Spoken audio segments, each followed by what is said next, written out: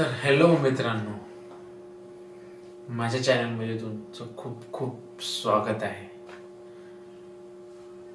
तर आपण आज घेऊन आलो आहे तुमच्यासाठी खास वायरलेस माईक. आणि तो माईक आपण mobile, camera, iPhone, reels creator सगळेजण आपण यूज करू शकतो. तो माईक आहे